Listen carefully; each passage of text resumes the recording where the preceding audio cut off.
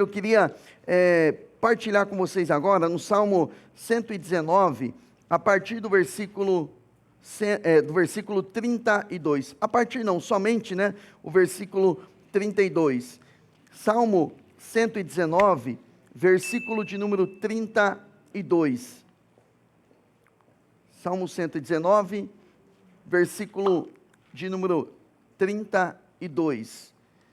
Eu achei muito interessante, esse versículo, e ele fez no meu coração exatamente como ele vai dizer aqui, apontou o caminho do mandamento. Olha só: corro pelo caminho que os teus mandamentos apontam. A tradução que eu estou lendo aqui diz assim: pois me deste maior entendimento, aumentou o meu entendimento.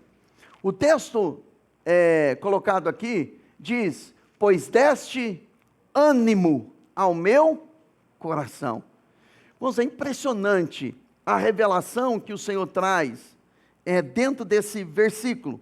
O salmista, ele estava dizendo o seguinte: eu corro, olha a velocidade dele, a prontidão que ele tem para obedecer os mandamentos que a palavra estava apontando a ele. Ele não foi lerdo, lento, ele não ficou pensando muito, ele de pronto, ele diz: eu corro para, ou pelos teus mandamentos, ou para onde os teus mandamentos, eles apontam. Ou seja, quando a palavra de Deus, ela aponta o caminho, ela serve como, eu disse no domingo passado, que a palavra de Deus, ela serve como uma espécie de despertador. O despertador, ele sinaliza você, ele mostra a você que está na hora do compromisso, que está na hora de acordar, por exemplo.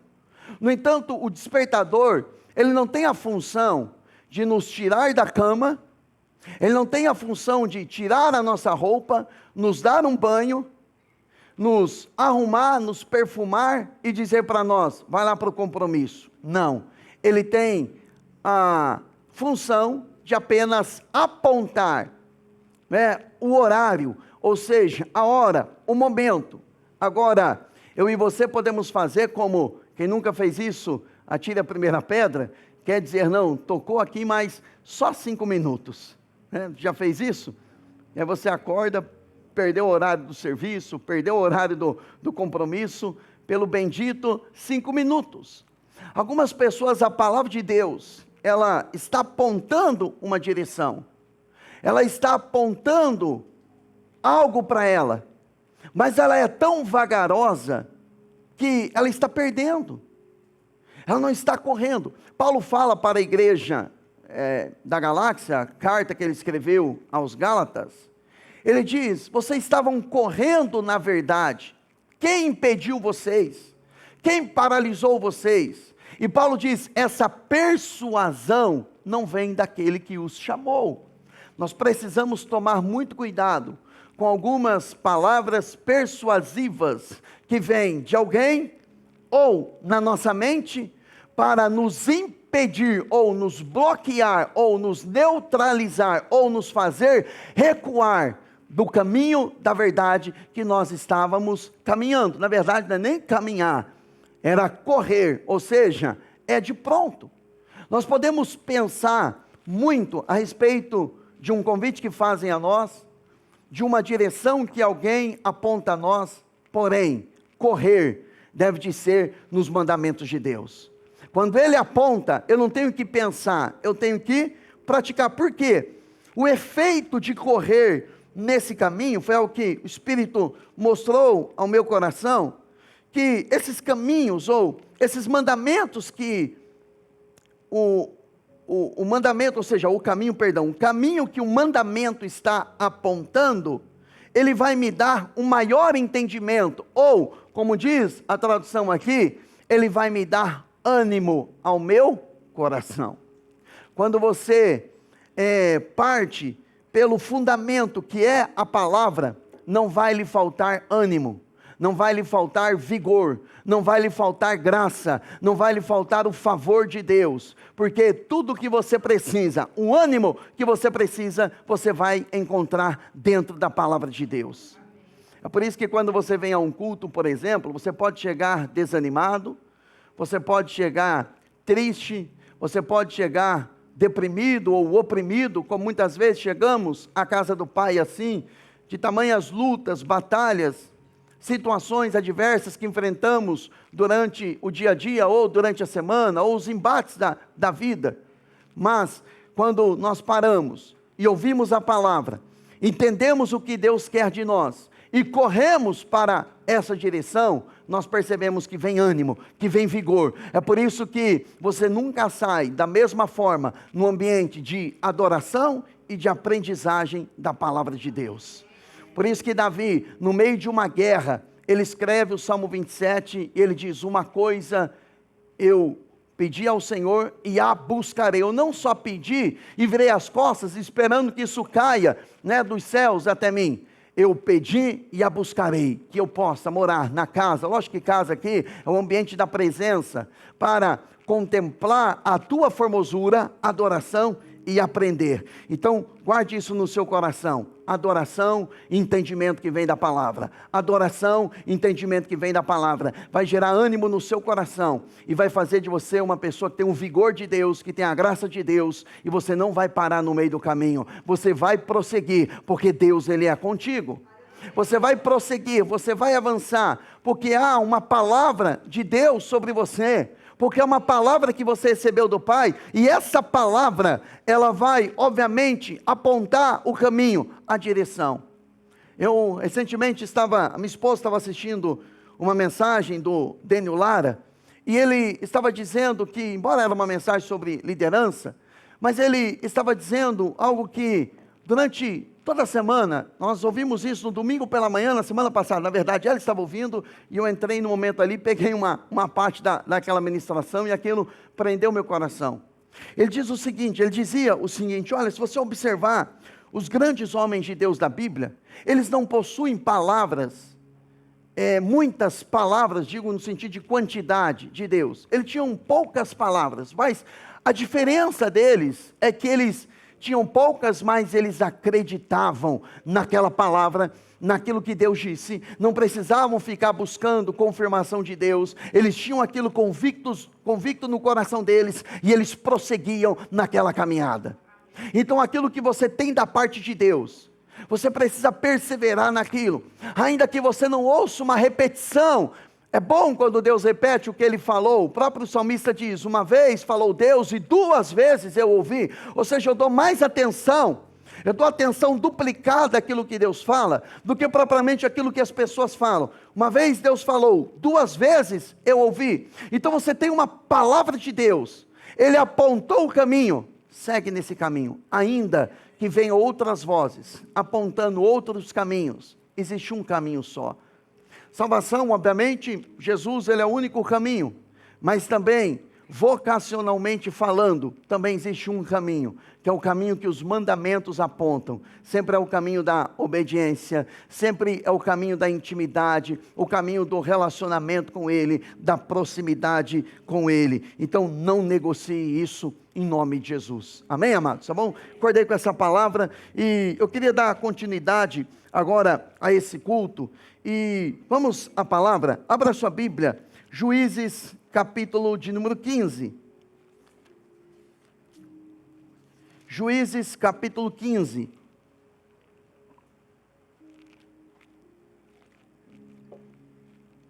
Eu quero compartilhar com vocês uma palavra que vai produzir correção, edificação, vai apontar o caminho para você.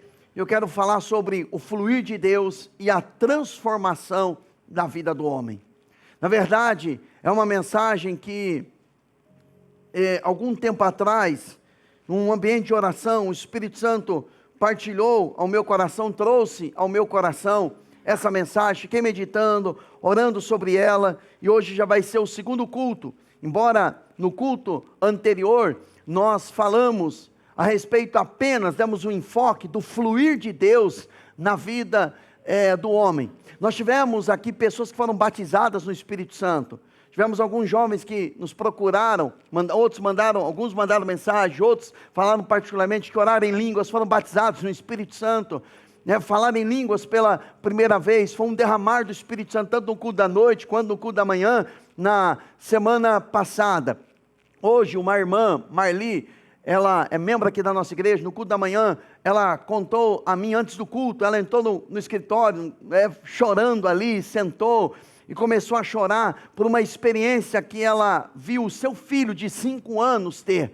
O seu filho, louvando a Deus em casa, foi batizado no Espírito Santo. Nós estamos falando de uma criança de 5 anos de idade, sendo cheio, governado, transbordado pelo Espírito Santo. E ela, com lágrimas nos olhos, ela estava dizendo que o filho dela disse: mamãe, eu amo você, eu amo o papai, mas eu amo mais Jesus. 5 anos de idade. Irmãos, não tem uma criança de 5 anos de idade, cheia do Espírito Santo, imagina o que Deus não vai fazer na vida desse menino lá na frente. E eu disse a ela que estava se cumprindo Isaías 54:13, eu gosto muito dessa palavra, porque foi uma palavra que Deus deu a mim a respeito dos meus filhos, que eles seriam discípulos do Senhor, e a paz deles seriam abundantes. Eu disse, é discípulo do Senhor, já está marcado, já está selado, e ele vai aprender com o Senhor, amém? Então, na semana passada falamos sobre o fluir, e o que vem a ser o fluir. Fluir, essa palavra fluir, ela tem um significado bem interessante, é seguir em frente, é correr. Quando nós falamos de um rio que está fluindo, nós estamos falando de um rio que está em movimento. O fluir de Deus não é estático, não é estagnado. O fluir de Deus é sempre avançando, o fluir de Deus é sempre levando o homem cada vez mais para um ambiente, para um lugar mais profundo em Deus. Ezequiel 47 tem uma visão clara, específica do que é uma pessoa vivendo dentro do fluir de Deus. Isso mostra a participação do Espírito, a participação de Deus, mas a participação também do homem. Ezequiel 47, o profeta Ezequiel tem uma visão. E essa visão, ela tem um cumprimento literal, tem um cumprimento profético e tem um cumprimento prático na nossa vida. O texto fala que Ezequiel tem uma visão de Deus, uma visão, e naquela visão ele viu um anjo, e aquele anjo media 500 metros da beira do rio, da margem do rio, para a profundidade, e aquele anjo media 500 metros, e aí, o profeta ele caminhava 500 metros, depois o anjo media mais 500 metros, e ele ia também mais 500 metros, e mais 500, e mais 500, totalizando uma média de 2 quilômetros, ou seja, 2.000 metros indo para a profundidade. E cada vez que ele entrava um pouco mais na água, a água dava no tornozelo, dava no joelho, dava na cintura, mas a quarta medida, ele deveria atravessar o rio a nado. E quando ele volta para a beira ou para a margem daquele rio, a Bíblia diz que o cenário estava completamente alterado. Havia árvores frutíferas, havia vida, e aquele rio, ele saía do santuário de Deus. Santuário, no Antigo Testamento, era o lugar da presença de Deus. Hoje eu e você somos o santuário de Deus.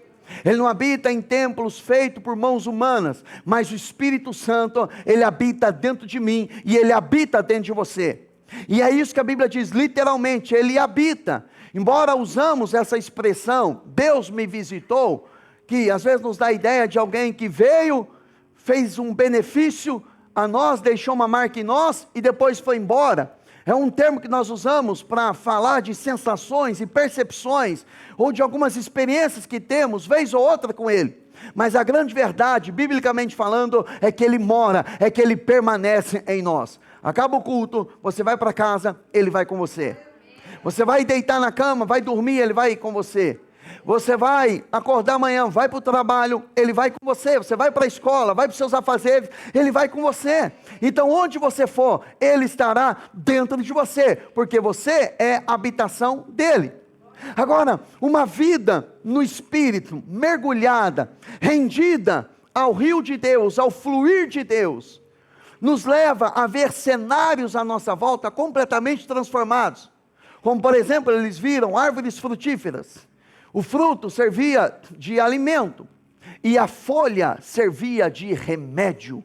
Ou seja, tem provisão, alimento, palavra e tem também cura, tanto para as emoções, tanto para o nosso físico, para qualquer área da nossa vida. Uma vida no Espírito pode atrair uma intervenção de Deus na nossa saúde, seja ela física ou seja ela também emocional. Então uma vida no Espírito nos leva a não mais ser governados pelos nossos desejos ou pelas nossas vontades, mas nos leva a ser governados pelo Espírito. Por isso que Paulo diz: andai em Espírito e não cumprireis as concupiscências da carne. Alguns dizem o seguinte: não, o mal que eu não quero fazer, esse eu faço, e o bem que eu quero fazer, esse eu não consigo fazer. Mas é porque fatiaram uma parte do entendimento de Paulo, pegaram Romanos 7, sem interpretar, a partir de Romanos 6 e Romanos 8, e fazer um entendimento completo, porque Paulo fala no capítulo 8, que nós não há mais nenhuma condenação, ou seja, nós não estamos mais debaixo da lei do pecado, mas nós estamos debaixo da lei do Espírito. Quem anda em Espírito não cumpre os desejos da carne. Ele pode ser tentado, ele pode ser atraído, mas ele não se prostra. Por quê? Porque ele aprendeu a andar em Espírito, e o fruto do Espírito passa a estar evidente na vida dele. Agora, encaixando a mensagem da semana passada, com esse texto aqui, de Juízes, capítulo de número 15, eu quero mostrar a você essa transformação que acontece quando nós andamos em Espírito, ou quando há uma manifestação da glória de Deus. E eu quero usar como um ponto de partida aqui uma experiência que Sansão ele teve. Juízes capítulo 15, a partir do verso 13, o texto diz assim: certamente que não, responderam, somente vamos amarrá-lo e entregá-lo nas mãos deles. Deles quem? Dos filisteus. O que certamente não? Que não iria matar Sansão. Não o mataremos. E o prenderam com 2 cordas novas, e o fizeram sair da rocha, a rocha que era uma caverna. Quando ia chegando a Leí, os filisteus foram ao encontro dele, aos gritos, mas o Espírito do Senhor se apossou dele. Eu gosto dessa expressão, o Espírito do Senhor se apossou dele.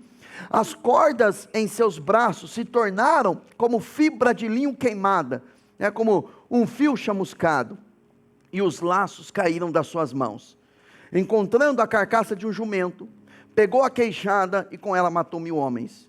Disse ele então: com uma queixada de jumento fiz deles montões, com uma queixada de jumento matei 1000 homens.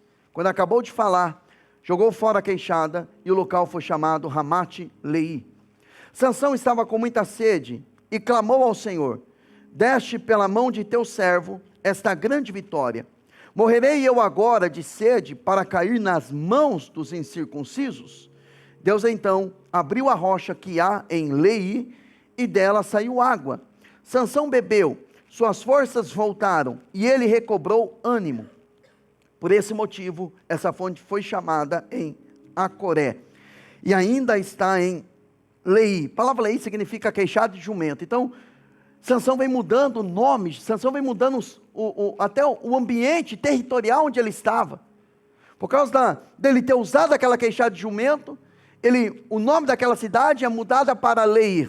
Agora, por ele clamar a Deus e Deus abrir a rocha que saiu água lá em Leí, que já foi alterado o nome, Sansão recobra ânimo, e por esse motivo foi chamada em Acoré, e ainda está lá em Leí, que significa a fonte do que clama.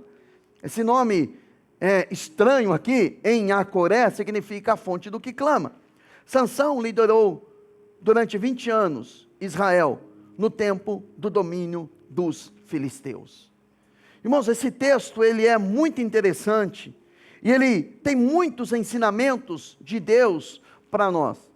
Sansão, se você ler o capítulo 15 inteiro, Sansão ele ataca os filisteus, e os filisteus vão revidar esse ataque de Sansão, que na verdade, já no capítulo 14, o Espírito Santo começa a mexer no coração de Sansão, para Sansão entrar numa disputa com os filisteus, porque os filisteus estavam dominando Israel.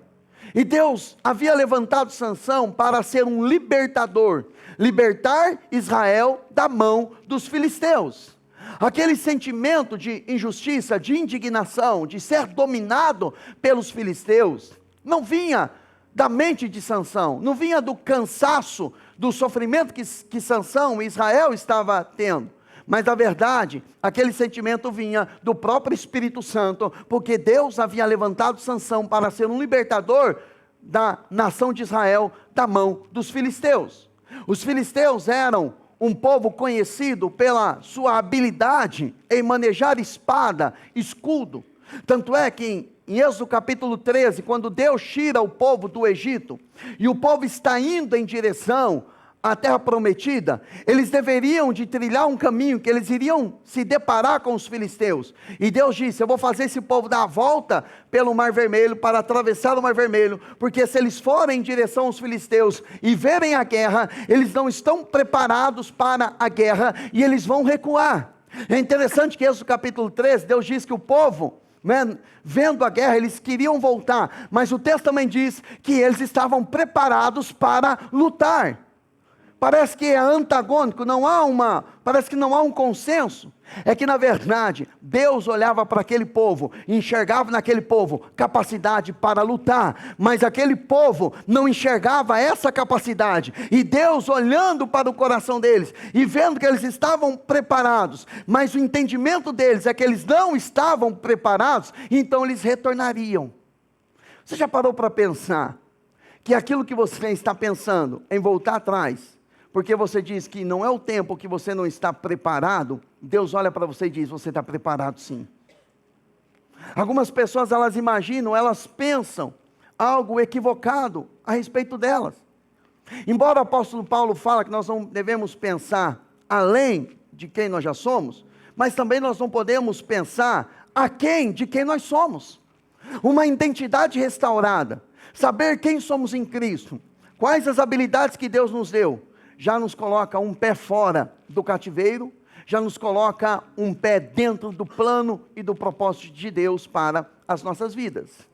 Então, o povo filisteu era um povo que tinha armamento. Por isso que, quando Sansão, ele pega uma queixada para enfrentar os filisteus, mostra que o povo de Israel estava vivendo uma miséria, que eles não tinham nem armas para lutar. Mas o texto bíblico, lá em 2 Crônicas, fala que do Senhor é a guerra, que Ele nos dá vitória nem por armas, nem com escudos, porque do Senhor é a guerra.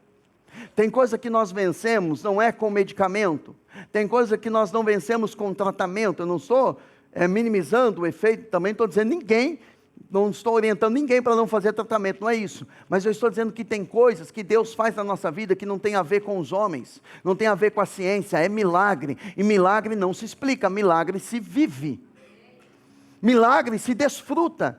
Não tem como eu explicar um milagre, não tem como eu tentar explicar ou pontuar a Deus os pontos e os passos que Ele tem que dar para fazer alguma coisa em minha vida. Eu tenho que apenas crer numa palavra, abraçar essa palavra, que é crer contra a esperança, porque às vezes nem esperança nós temos, então temos que crer contra a esperança, como em Romanos capítulo 4, Paulo fala que Abraão, ele creu contra a esperança, crer nessa palavra e viver e desfrutar ela, e o milagre acontecerá. Então, dentro dessa ocasião aqui, o texto fala que os filisteus foram até Judá para prender Sansão. E os homens de Sansão foram até a rocha, a caverna onde Sansão está, e disseram para Sansão: Sansão, os filisteus vieram aqui para nos destruir. Você não sabe que os filisteus dominam sobre nós? Por que você foi arrumar confusão no arraial dos inimigos? Eu acho interessante alguns crentes que parece que têm medo do diabo. Parece que tem medo. Não se envolve nessas coisas, porque senão você vai ser retalhado, né? Não se envolve nessas coisas, senão o diabo vai tocar no seu casamento, na sua família, na sua saúde. Coloca um poder no diabo, de influência, que ele não tem. Agora, ele só vai obter isso na vida daquela pessoa que tem brecha, que não anda na palavra, que não anda com o Senhor, ou que desconhece a autoridade que ela tem.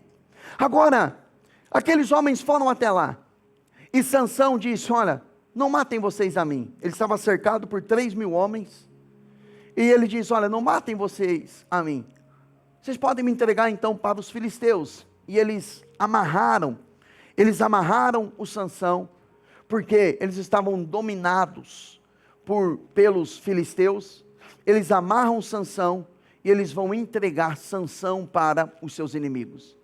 Eu fico imaginando o que é que nasceu no coração de Sansão naquele momento. O texto não fala, mas a gente pode conjecturar, ou tentar imaginar, ou tentar entender a partir de experiências que eu e você já tivemos na nossa vida.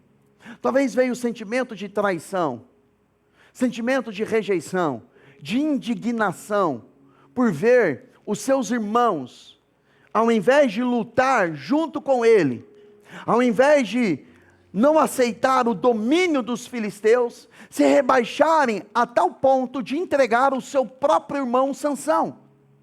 Então deve ter vindo esse sentimento de traição. Poxa, os meus irmãos, o povo da minha nação, sangue do meu sangue, aqueles que deveriam me proteger, estão me entregando à morte. Aqueles que deveriam me ajudar, estão me afundando. Eles me rejeitaram. Você já teve sentimento de rejeição? Sentiu-se rejeitado em um lugar, por alguém, por uma pessoa, por um grupo, em um trabalho, na escola, no meio dos amigos, no meio dos irmãos, como Paulo fala dos falsos irmãos? Talvez você passou por tudo isso. Sansão, ele também passou por isso. Quando ele é entregue, ou quando ele é amarrado, tiraram Sansão daquela caverna que Sansão estava, porque Sansão estava descansando após ele enfrentar os filisteus. Tiraram Sansão daquele lugar forte, daquele lugar de aconchego, daquele lugar de recuperar ânimo, de recuperar força. Tiraram Sansão dali para o entregarem, para o prenderem, para o amarrarem. E é interessante que quando eles levam Sansão em direção aos filisteus, os filisteus começaram a gritar. Talvez eram gritos de celebração, talvez eram gritos de preparação para a batalha. E eu queria gastar um tempo aqui, falando de algumas coisas que podem, potencialmente, acontecer dentro de você, e afetar o seu emocional. Você pode ter uma palavra da parte de Deus, mas algumas coisas que saem do seu controle, te deixam descontrolados. Você percebeu que, principalmente quem gosta de estar no controle, nós amamos, na verdade, estar sob o controle. Quando algumas coisas saem do nosso controle, nós nos descontrolamos. Parece redundante isso, mas essa é a grande verdade. Porque nós queremos ter tudo sob o domínio. É o marido querendo dominar sobre a esposa, é a esposa querendo dominar o marido, é os pais querendo dominar os filhos, é os filhos querendo dominar os pais. É alguém que quer dominar um outro alguém, quer dominar uma outra pessoa, quer manipular, influenciar de forma ruim ou de forma saudável alguém. Nós gostamos de estar no controle. Agora, alguns barulhos, alguns gritos que surgem à nossa volta, tendem a nos desestabilizar. Você já parou para prestar atenção ou já para pesquisar? Por que quando um grupo ou quando um exército vai para a guerra, eles gritam? Eu não sei se você já participou de alguns eventos com alguns coaches, por exemplo, que eles mandam todo mundo gritar, se movimentar. Isso tem uma explicação. São gritos, esses gritos eles têm explicações físicas e emocionais. Ele tem o propósito, e você vai entender onde o espírito, de forma cirúrgica, vai pegar você por dentro. Ele tem a tendência, esses gritos, de intimidar o oponente. Já viu um time de futebol, quando ele se reúne antes da partida? Até a oração do Pai Nosso eles oram gritando. Até a oração que eles fazem é uma oração alta. Eles gritam, fazem gritos de guerra, porque na verdade isso tem o propósito de intimidar o oponente. O grito ele demonstra, né, confiança em si mesmo e agressividade, tentando intimidar o oponente. Ele serve também para liberar a tensão, reduzir o medo, preparando a pessoa para o confronto, ou preparando a pessoa para a luta, para a batalha, ou também para a fuga. Maximiza o desempenho da pessoa. Os gritos podem ser usados como forma de marcar o território e desestabilizar emocionalmente o adversário. Há um tempo atrás, aqui algumas semanas atrás, eu ministrei aqui a respeito de Pedro, quando Jesus chega em Pedro e fala: Pedro, Satanás pediu para passar você numa peneira. E eu expliquei para vocês aqui, que aquela peneira é uma agitação interna. Na verdade, Satanás pediu autorização para Jesus, para desestabilizar Pedro, para mexer com o emocional de Pedro. E aí o Senhor falou para Pedro: mas quando você se converter, porque você ainda não é convertido, Pedro, você vai e fortalece os seus irmãos. Ele disse: não, estou pronto aí contigo, jamais eu vou abandonar o Senhor. Então, alguns barulhos que o diabo faz, algumas vozes que vêm na nossa mente, nos nossos sentimentos, ou algumas coisas, algumas situações que surgem na sua vida, elas servem para gerar em você ansiedade e desestabilizar você. Primeira carta de Pedro, capítulo 5, verso 7, o apóstolo Pedro, orientando, ele diz: olha, lancem sobre ele, primeira carta de Pedro 5, 7, lance sobre ele toda a sua ansiedade, porque ele tem cuidado de vocês. Como que eu venço a ansiedade? Acreditando que ele tem cuidado de mim. A propósito, você entende que ele tem cuidado de você? Você tem visto o cuidado de Deus na sua vida? Você tem visto o cuidado de Deus em cada detalhe, em cada área da sua vida? Então Pedro está dizendo: olha, ele tem cuidado de vocês, lancem sobre ele, ou seja, tire de vocês, pegue essa ansiedade, lança, joga ela sobre ele, porque vocês não têm condições de suportar isso. Você já percebeu como a ansiedade, que é excesso de futuro, ficar pensando, e a ansiedade aqui não é apenas um problema, uma disfunção emocional, que a pessoa precisa de passar por um processo com um psicoterapeuta, ou às vezes até entrar num tratamento com medicamento. Ele está falando da ansiedade aqui, o imediatista, aquela pessoa que não sabe ouvir um não, aquela pessoa que não aprendeu a ser rejeitado, que nós devemos aprender a ser rejeitado, porque, irmãos, nós já fomos e nós seremos rejeitados. Agora, a grande questão não é mudar as pessoas à volta, é mudar o nosso posicionamento, porque a Bíblia diz que Jesus ele foi rejeitado, mas ele não rejeitava. O grande ato do cristão de crucificar a sua própria vontade é: enquanto ele está sendo rejeitado, ele não rejeita. Enquanto não estão oferecendo amor, ele oferece amor. Ele pega o desejo de vingança, ele pega o toma lá da cá, ele pega o que planta colhe, usando de forma distorcida, ele coloca na cruz e ele oferece, não o que a pessoa ofereceu, mas o que ele recebeu da parte de Deus. Então, ele diz: lance sobre ele, porque ele tem cuidado de vocês. Agora, estejam alertas e vigiem. O diabo, o inimigo de vocês, andam ao redor como leão. Ele não é um leão, mas como. Quando ele usa essa expressão como, ele está dizendo o seguinte: pensa no leão, no animal. Pensa no rei da selva, como deram o título a ele. Pensa nele rugindo e procurando a quem possa devorar. Agora, como eu vou vencer? Resistam-lhe, permanecendo firmes na fé, sabendo que os irmãos que vocês têm, possuem em todo o mundo, não é só com você, você não está sozinho. Para de agir com vitimismo. Você não está sozinho nisso, tem outros também sendo afligidos, estão passando pelos mesmos sofrimentos. Agora, por que ele usa a expressão do leão? Quando o leão ele ruge, se você pesquisar, quando o leão ele ruge, o rugido do leão alcança um raio de 5 quilômetros. A presa, os animais que fazem parte da cadeia predatória do leão, eles ficam ansiosos, eles ficam com medo, eles perdem a direção. O leão está aqui perto. E quando eles têm esse tipo de atitude, eles ficam desatentos, eles perdem a direção, o senso de andar em bando. E eles começam a se isolar. Animais que andam em bando, quando ouve o rugido do leão, eles ficam ansiosos, o coração acelera e eles tendem a sair do meio do bando. Sabe o que acontece? As leoas estão prontas ali para caçar.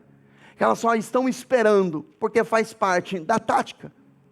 Então ele está dizendo, estejam atentos, estejam alertas. O diabo está rugindo como leão, para acelerar o seu coração, para mostrar debilidades, fragilidades, no meio do mundo coletivo, no meio da unidade da igreja, para gerar medo, pânico, ansiedade, todo tipo de sentimento ruim, porque se você deixar de andar em bando, se você deixar de andar em comunidade, você se torna uma presa fácil. Então ele lança o barulho dele, o grito dele, para poder desestabilizar você. Agora, como eu vou reagir? Por sentimento não, porque o rugido vai gerar um certo anseio, um certo medo no meu coração, porque nós somos seres humanos. Se cortar o seu braço aí, sai sangue, não sai? Eu espero que sim, né? Você é humano, não é? Não tem nenhum avatar no nosso meio aqui não, né? Você é um ser humano, então você precisa entender que você tem limitações, você tem medo, você tem preocupações, isso é normal, você é ser humano. Agora, como você resiste isso? Permanecendo firme na fé. Você entendendo uma palavra que Deus deu, e você diz, eu vou ficar firme nessa palavra. Meu sentimento pode estar desgovernado, meu sentimento pode estar desorientado, mas eu vou ficar firme na fé, porque eu não sou governado por sentimento, eu ando no fluxo do Espírito, no fluir do Espírito. Então eu não sou governado pelo que eu sinto, não sou governado pelos meus medos, não sou governado pelas minhas preocupações, eu sou governado pela fé, que é firmada na palavra. Ele está dizendo, fique firme na fé. Fé não é sentimento, fé é uma convicção. Fé é uma convicção gerada no seu espírito, após você ouvir uma palavra de Deus, e aquilo mexeu dentro de você, então o leão está rugindo, o diabo está rugindo como um leão na verdade, ao exemplo do leão, querendo desmotivar ou desmantelar as suas emoções, desgovernar você, mas aí você volta para a fé, você é centrado na palavra, então você vai correr pelo caminho que os mandamentos apontam a você, porque os mandamentos que são apontados a você, geram ânimo no seu coração, e não gera desânimo. Por isso ele falou, vigiem, estejam atentos, para que vocês não sejam, obviamente, desanimados, porque outros irmãos também estão sofrendo, outros irmãos estão passando por dificuldades. Meu irmão, sofrimento não é apenas porque há uma brecha de pecado na sua vida, não é porque você não resolveu algumas coisas. O sofrimento, ele faz parte da vida cristã e faz parte da vida humana. Nós passamos por situações que fogem do nosso controle, passamos por situações. Sansão, por exemplo, ele foi preso, amarrado pelos seus próprios irmãos, não tinha a ver com ele, o que ele estava passando tinha a ver com a atitude daqueles outros. Agora, o diabo pode rugir como um leão, os irmãos podem colocar cordas e prenderem você, mas se tem uma coisa que ninguém consegue segurar na sua vida, é a efusão, a manifestação, o derramamento do Espírito Santo. Porque o que eles não contavam, os filisteus, quando eles estavam gritando, para gerar medo, para mostrar a ele, olha, nós estamos em guerra, e nós vamos contra você, Sansão, eles não contavam com a manifestação do Espírito Santo.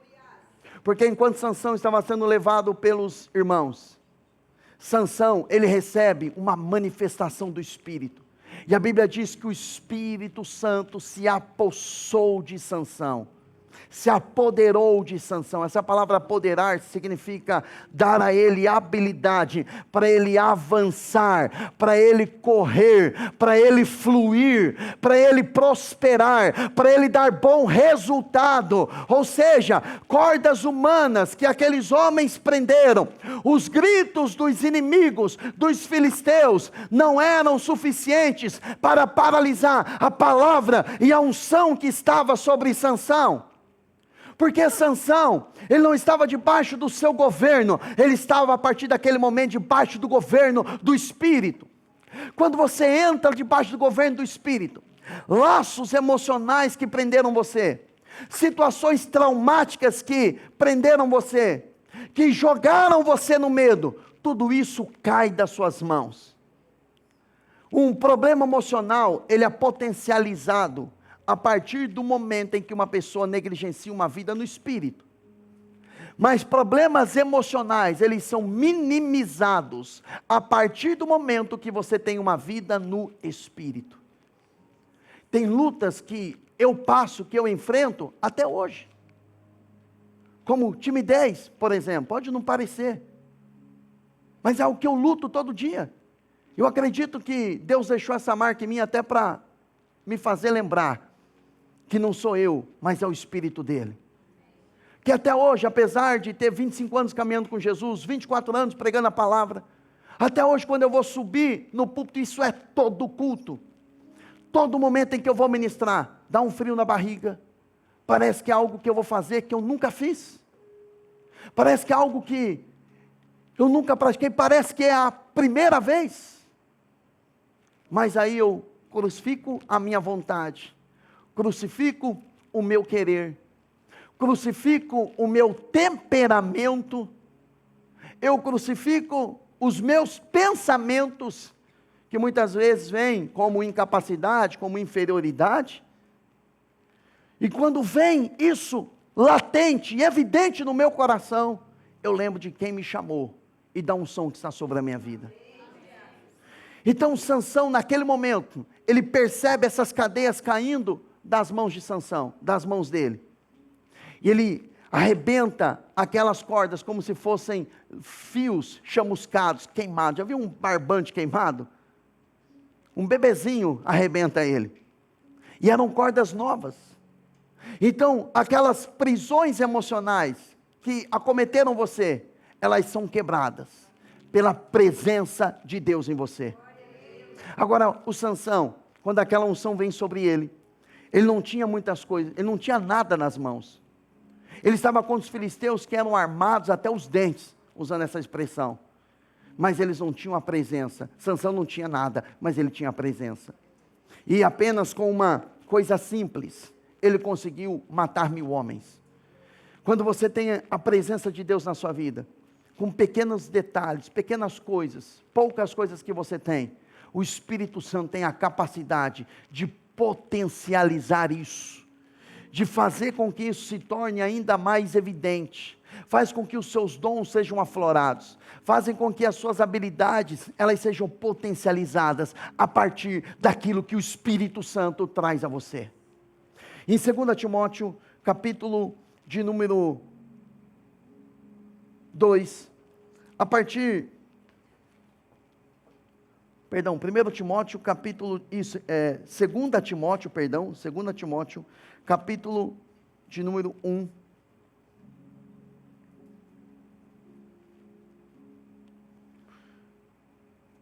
A partir do verso de número 3.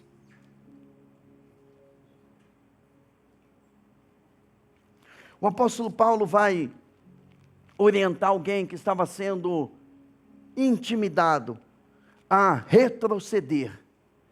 E Paulo vai usar a expressão do Espírito Santo que estava sobre ele através de palavras proféticas que foram liberadas na vida dele, ou através do Espírito que Deus deu a ele, e não o espírito de covardia, para mobilizar o Timóteo a dar continuidade ao seu chamado que estava sofrendo por um ataque e ele estava sendo intimidado.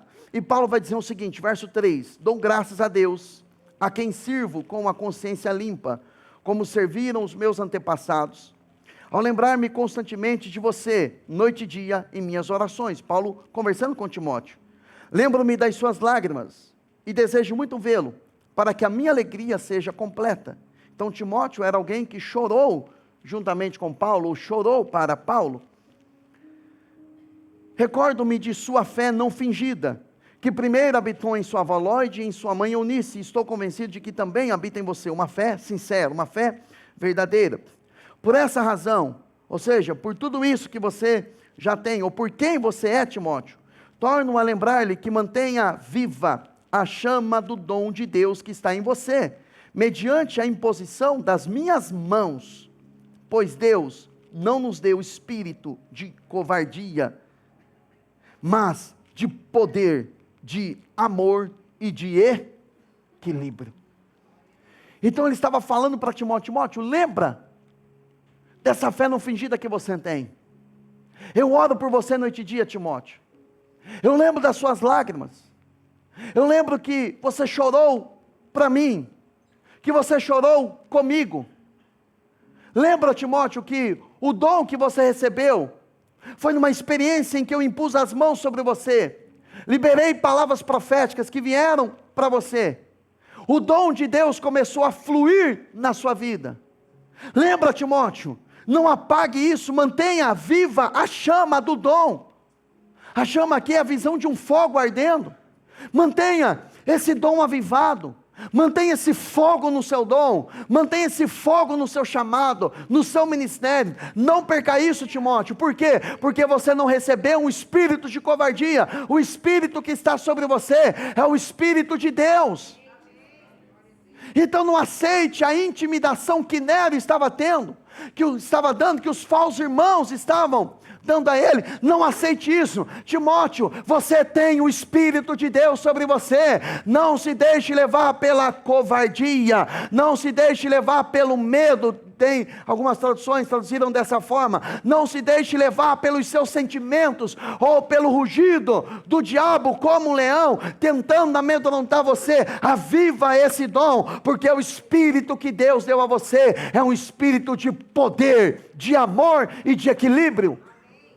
Você vai continuar no seu chamado, avivado, pegando fogo, em chamas, lembrando da palavra que você recebeu, e também entendendo o Espírito que está sobre você, porque é um Espírito de poder. Eu não posso, mas você tem o poder de Deus. Você não tem condições, mas você tem o poder de Deus. Você tem limitações, mas você tem o poder de Deus. Você tem medo, mas você tem o poder de Deus, porque o Espírito Santo, quando ele veio sobre você, há de ser que nos últimos dias derramarei do meu Espírito sobre toda a carne, mas recebereis, disse Jesus, poder, recebereis poder ao descer sobre vós o Espírito Santo, e vocês serão as minhas testemunhas.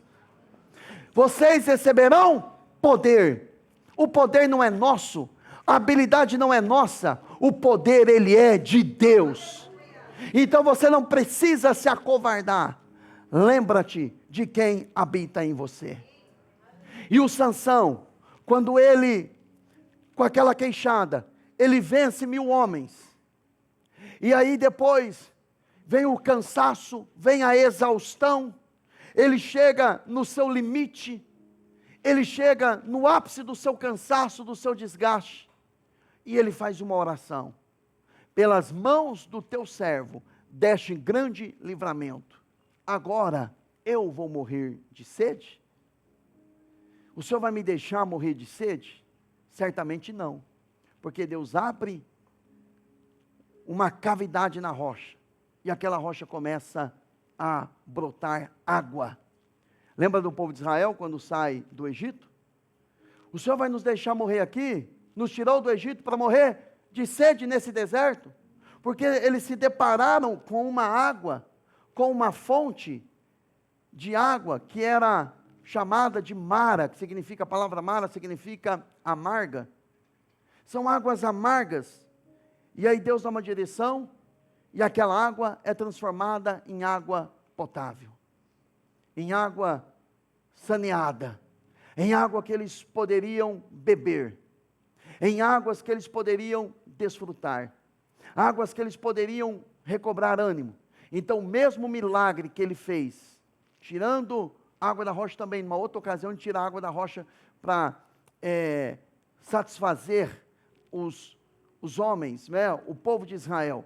Mas agora ele abre, ou novamente uma rocha, sai água, Sansão bebe e ele recobra ânimo, ele tem vida, ele tem vigor novamente. Por isso que Jesus, em João capítulo 7, verso 37, 38, 39, ele diz: quem tem sede, venha a mim e beba. Quem tem sede, venha a mim e beba. Porque rios, quem beber da água, né, que Jesus ele dá, do seu interior fluirão rios de águas vivas. O que Deus dá, você não retém para ficar somente a você. Deixa esse rio fluir. Deixa esse rio fluir para curar quem está à sua volta, para curar quem está ao seu redor, para curar a sua esposa, para curar o teu marido, para curar a sua família, para curar aqueles que estão à sua volta. E ele diz que esses rios de águas vivas, o próprio texto de João 7 fala que ele estava se referindo ao Espírito, porque até aquele momento o Espírito não havia sido dado, porque Jesus ainda não havia sido glorificado, ele não havia morrido e não havia ressuscitado. Mas a boa notícia é que ele já morreu, que ele já ressuscitou, e hoje esse rio ele pode fluir de mim, e ele pode fluir através de você. Você não precisa mais, para orar por alguém, ligar para o pastor e falar: pastor, ora por mim, que eu estou indo orar por uma pessoa.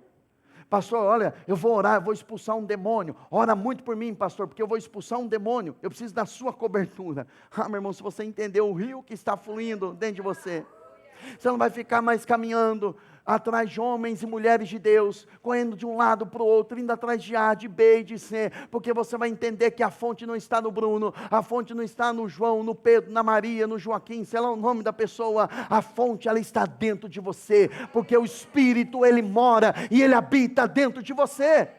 Chegou o tempo de você não ser mais aquele que apenas recebe e retém, mas aquele que dá. Mais bem-aventurado é aquele que dá do que aquele que recebe. O rio que Ezequiel viu em Ezequiel 47, que é o rio de Deus, que é o fluir de Deus, ele não está mais em uma visão. Eu não preciso enxergar mais esse rio, eu não preciso mais ver esse rio, porque esse rio ele é invisível, porque esse rio está dentro de mim, esse rio ele está dentro de você.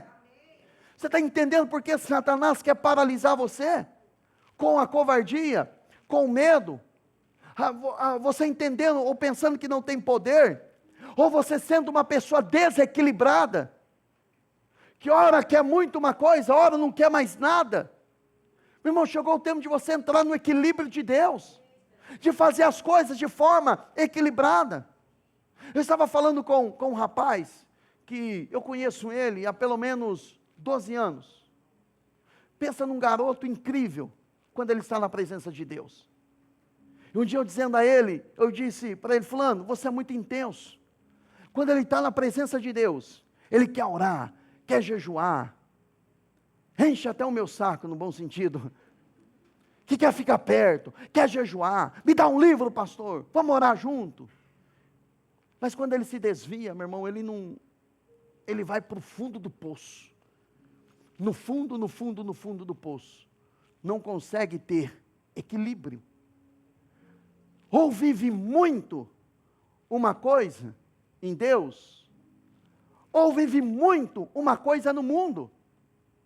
Não dá para entender, não dá para compreender, porque não sabe ter equilíbrio. Não sabe viver ou lidar com as suas dificuldades emocionais. Irmãos, algumas pessoas elas se afastam da presença, porque elas não sabem lidar com os seus problemas emocionais, não sabem lidar com as suas faltas, não sabem lidar com os nãos que a vida lhe dá, ou com os nãos que a esposa dá também. Quem é casado aqui? Quem é homem casado aqui? Você nunca ouviu um não da sua esposa, né? Não, né? Nunca. Me dá a receita aí, que eu não aprendi essa ainda, né? Eu não aprendi essa receita ainda.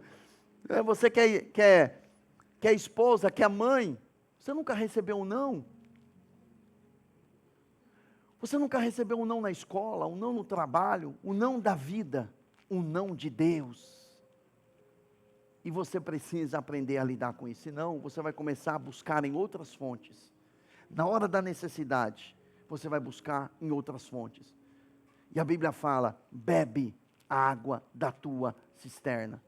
Embora ele está falando sobre casamento, ele está falando literalmente sobre vida sexual, que no momento da necessidade, da dificuldade, você não precisa beber em outra fonte, ainda que você receba um não da tua esposa, ainda que você receba um não do teu marido, você não precisa beber em outras fontes, você tem a sua própria cisterna, cuide dela, que ela vai reter água, e a hora que você tiver sede, você vai poder beber dessa água, em todos os sentidos que você está compreendendo, espiritual, emocional, sexual, em todas a forma de você entender isso, mas há uma sede que você precisa ter das coisas de Deus.